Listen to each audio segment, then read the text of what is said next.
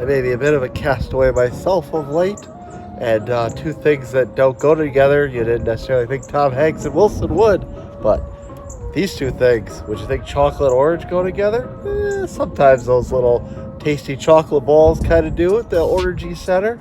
Let's see how Thomas Creek did it. It is Castaway Chocolate Orange IPA. IPA? You would think stout, right? Now your brain's really broken. Well, let's see how Greenville's OG did it right after the theme song.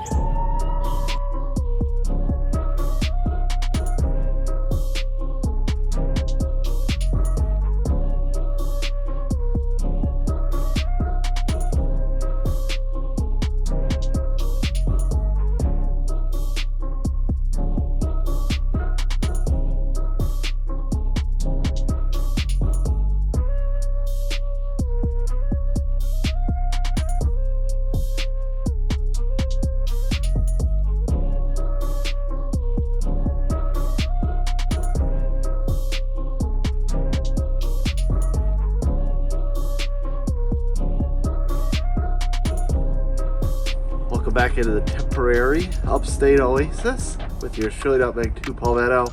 And like I said, things that you don't always necessarily think to go together. I let this actually warm up a little bit, thinking it was a stout because chocolate and orange, you think, oh, stout, of course. No, it's actually an IPA. Somehow. Malt beverage brewed with spice, natural flavors added. It is by Thomas Creek. They are the OG in Greenville in the upstate. And on Untapped, we'll check the specs. And I've never actually heard of this beer, so I'm thinking it was a new concoction, a new recipe since the new owners bought Thomas Creek. But looking at the numbers, I'm thinking maybe this is one of Tom's old recipes. Tom Davis obviously lost his life, lost his battle with pancreatic cancer a couple of years ago at this point. And this actually has, like I said, this has quite a bit of check-in, so maybe this is one of his recipes that the new ownership has continued. 13,557 check-ins, 11,482 of which are unique, 10,375 rankings. It's not the highest ranking, 3.41. It does give a 7.5 alcohol percentage. It does give a 100 IBU count. Everyone who follows my channel knows I think IBUs are the biggest bullshit statistic in the craft beer game. And don't let the name scare you. This hybrid IPA's bitterness blends with the subtle dark chocolate flavors provided by cocoa nibs and chocolate malts. It is then enhanced by bitter orange peel additions and a dry hopping of Citra. Now, it is actually categorized as a Cascadian Black IPA.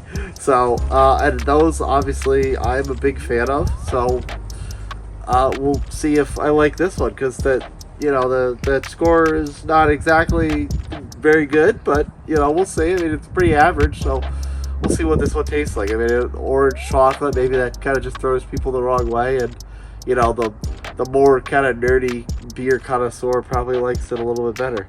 There's nothing else on the can. Brewed by Thomas Creek, Greenville, website, yada yada yada. Oh, cash refund on the can. Well, not around here. Sync the status quo, of course, is Thomas Creek's tagline. It's a little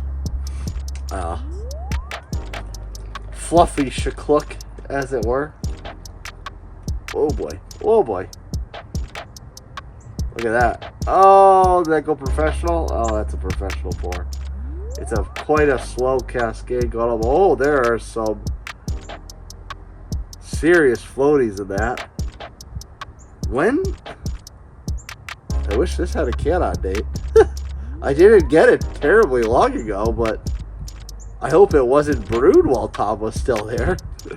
Because that's a bit, I don't know.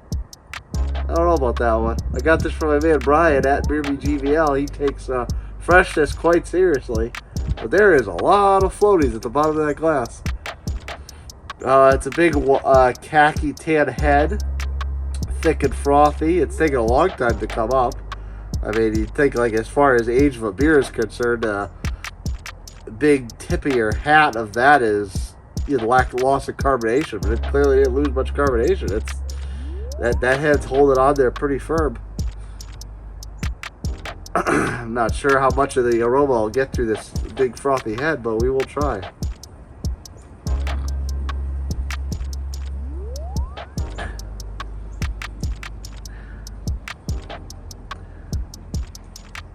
It's weird, it's like every other sniff.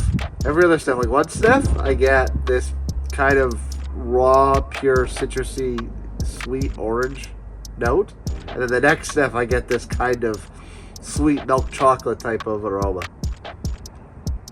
There's orange. There's more chocolate.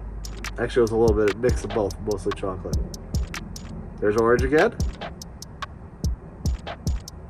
There's it was mostly orange on that one. That was more chocolate. So yeah, that's odd. All right, I don't know if I'll finish that one just because I don't necessarily trust all those floaties down there, and I don't know why it would, but we'll take a sip right now.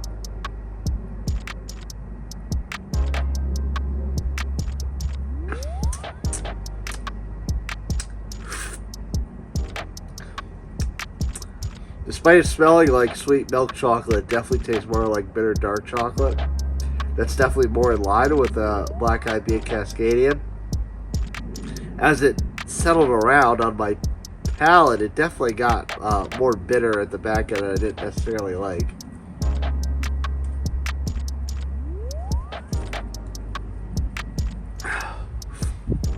Yeah, I really would like to know how old this was because it doesn't taste super fresh, and with all this junk at the bottom, I'm really starting to wonder it. Yeah, I don't know. I'm gonna give this an incomplete because I can't confirm the age of the can, and there's a lot of evidence to make me think that it's probably not all that fresh. So I'm gonna give it an incomplete.